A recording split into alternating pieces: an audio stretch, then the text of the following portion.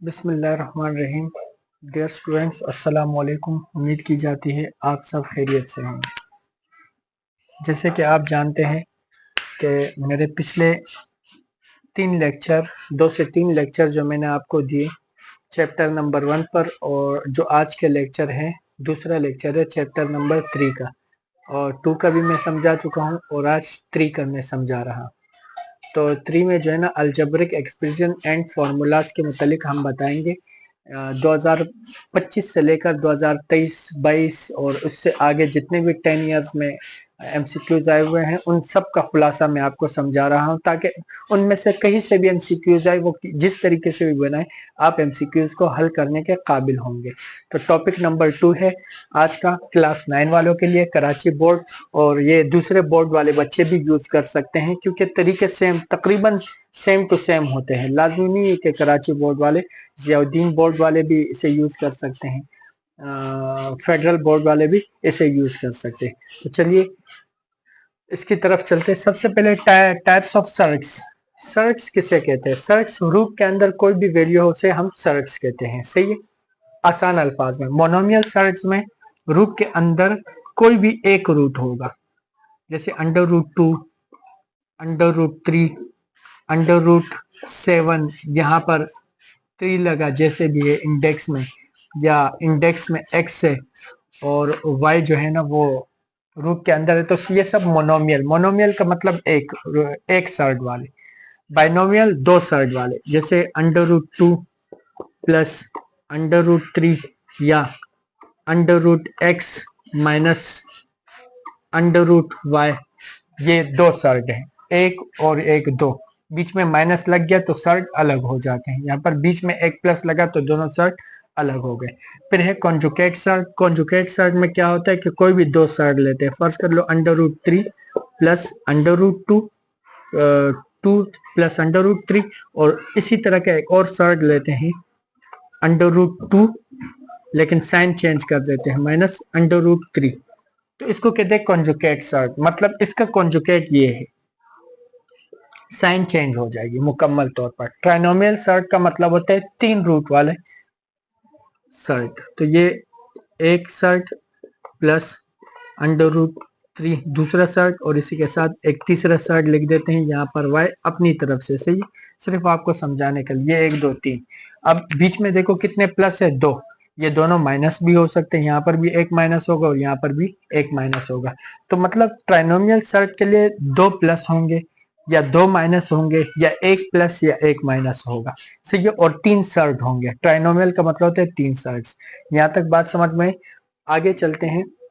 दूसरा है x minus Y X plus Y बराबर है X square plus Y square. Easy है बहुत ज्यादा। देखो x minus Y X plus Y आया, ये एक फॉर्मूला है। किसका फॉर्मूला है? X square minus Y square का फॉर्मूला है।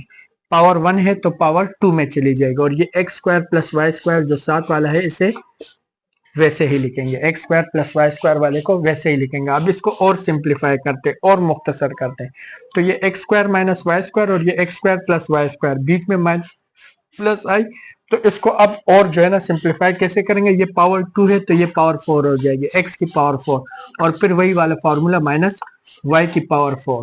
अगर पावर 4 है और पावर 4 दोनों तरफ है, एक माइनस में एक प्लस में है, तो पावर 8 में चली जाएगी। बात समझ में? तो ये भी आसान था, मुख्तसर हो चुका। अब ये दो जो सवाल है इनके थोड़े से कॉन्सेप्ट आपने समझने हैं, इन दोनों के और 5वें सवाल के। 5वां सवाल तो इजी है, सिर्फ ये 2 सवाल हमारे लिए थोड़े से टफ जो है ना है। तो ये है 1/x प्लस वाई, दूसरा है y/x square minus Y square. इसका सबसे पहले हम एलसीएम लेते, तीसरे वाले को डायरेक्ट हल करेंगे। एलसीएम कैसे लेंगे देखिए। क्या हम इसको वैसे लिख सकते हैं? मैं रफ वर्क में बता रहा हूँ। x माइनस वाई और x प्लस वाई, चूंकि एमसीक्यूज है तो एमसीक्यूज में एक ही जवाब हमने लाना होता है। तो ये x minus Y x plus Y लिख सकता हूँ, बिल्कुल लिख सकता हूँ। तो एक्स वाई से एक्स वाई कट चुका, तो इन दोनों का जो एलसीएम होगा ना, इन दोनों का जो एलसीएम होगा, ये x प्लस वाई यहाँ पर भी, x प्लस वाई यहाँ पर भी, तो x प्लस वाई को एलसीएम में एक ही बार मेंशन करेंगे, 2 बार नहीं। यहाँ पर भी, यहाँ पर भी, बीच में प्लस है, और ये x माइनस वाई इसके साथ मल्टीप्लाई के फॉर्म में दोबारा लिखेंगे, ये भी एलसीएम में है। लिख लिया, एलसीएम इसका बन चुका। अब एलसीएम के बाद ऊपर वाली वैल्यू में हमने लिखना है कि ऊपर हमने क्या क्या लिखना है। इसका मैं आपको समझा देता हूं कैसे। ये देखिए x प्लस वाई है, यहां पर ये ऊपर 1 है और नीचे भी x प्लस वाई है जो एलसीएम में ले चुका हूं। तो ये x प्लस वाई और ये x प्लस वाई इसको काट दो, इसके बगैर जो वैल्यू रहती है x माइनस वाई उसको ऊपर 1 के साथ लिखेंगे। तो ये 1 के साथ हम लिखेंगे x माइनस वाई। फिर बीच में क्या है, प्लस है, तो हम ये बीच में प्लस है तो हम प्लस लिख देंगे, बीच में प्लस लिखा। प्लस लिखने के बाद देखिए ये x minus Y X plus Y, यहाँ पर x minus Y X plus Y और यहाँ पर भी x plus Y X minus Y. देखो दोनों यहाँ पर मौजूद है, यहाँ पर भी x minus Y X plus Y, यहाँ पर भी x minus Y X plus Y. अब x square plus minus Y square को भूल जाए, दोनों एक जैसे हैं, तो ऊपर कुछ भी नहीं लिखेंगे, सिर्फ y लिख देंगे। लिखा हुआ है, सही है। ऊपर हमने सिर्फ और सिर्फ क्या लिखा, y लिखा, क्योंकि ये दो वैल्यू और ये दो वैल्यू, एलसीएम वाली वैल्यू और ये वाली वैल्यू बिल्कुल सेम टू सेम है। इसमें से कुछ बाकी नहीं बच रहा जिनको ऊपर y से हम मल्टीप्लाई कर ले, तो ये दोनों आपस में मुकम्मल तौर पर कैंसिल हो चुकी।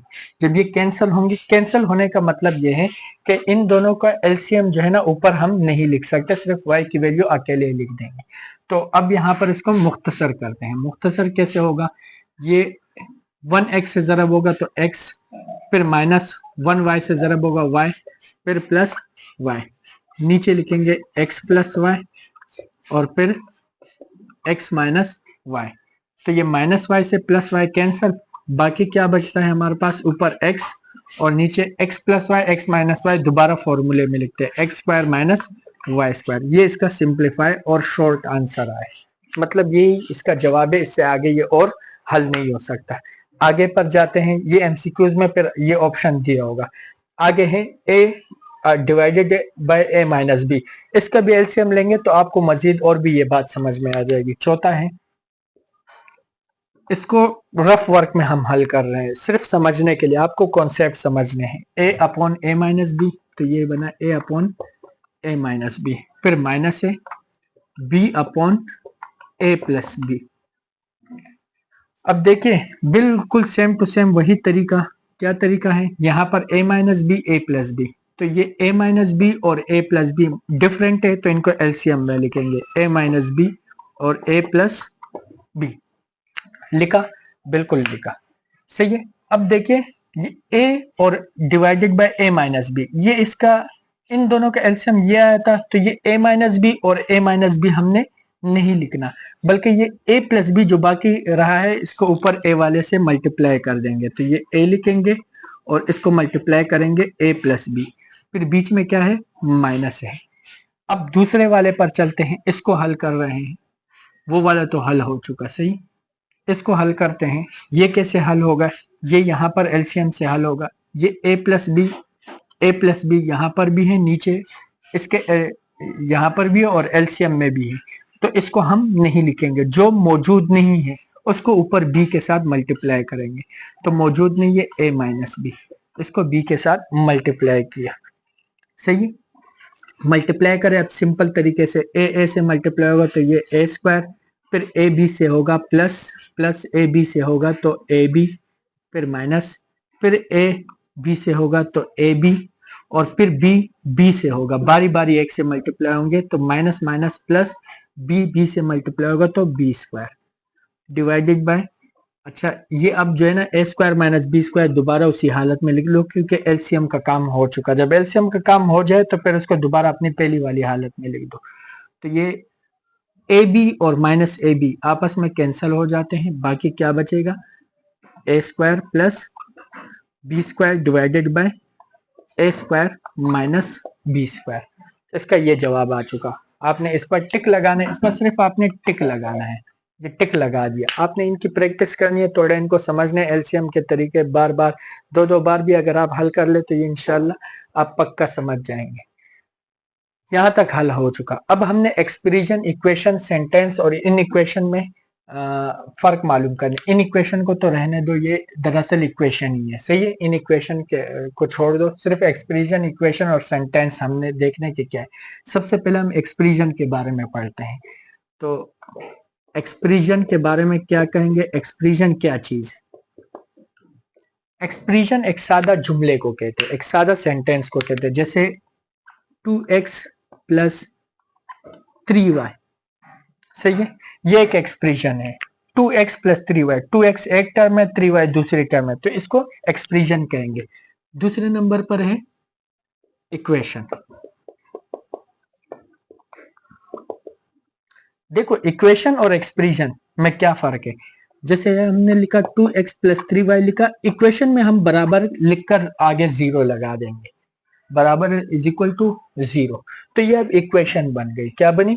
यानी कि एक्सप्रेशन में इक्वल नहीं होगा और इक्वेशन में इक्वल होगा, इसको हम इक्वेशन कहेंगे। अब सेंटेंस क्या है? सेंटेंस में आपको बताता हूं, सेंटेंस यही एक्सप्रेशन है, लेकिन इसको ऐसे लिखेंगे 2x प्लस 3y, ये बीच में मैंने प्लस जो है ना यूज किया इंग्लिश, मतलब किसी भी एक्सप्रेशन को अगर हम सेंटेंस में लिखे, मतलब उसके जो है ना थोड़े से इसकी वजाहत करे, 2x प्लस 3y इसी तरह की इसकी पूरी वजाहत करे इज इक्वल, तो वो उसका सेंटेंस बन जाता है। इन इक्वेशन जो है ना वो इक्वेशन में ही आती है, सही। वो आपको एमसीक्यूज में अगर दे भी दे तो वो जो है ना डिस्टर्ब करने के लिए, ताकि बच्चा सोचने पर मजबूर हो जाए। अगर उसने पढ़ा होगा तो उसको पता होगा कि इन इक्वेशन और इक्वेशन दरअसल एक ही चीज है, लेकिन अगर उसने नहीं पढ़ा होगा तो वो सोचता रहेगा कि ये इक्वेशन और इन इक्वेशन अलग चीज है, इस पर निशान लगाओ, किस पर, वो तुक्के में निशान लगाता रहते। तो ये ऑप्शनल जो है ना वो आपको थोड़ा सा जो है ना कंफ्यूज करते हैं। तो सेंटेंस के बारे में भी आप पढ़ चुके, इक्वेशन के बारे में भी, एक्सप्रेशन के बारे में भी, और ये सवालात भी हल कर चुके। आज का टॉपिक इसी के साथ खत्म होता है। आपसे इजाजत चाहता हूँ। अल्लाह हाफिज।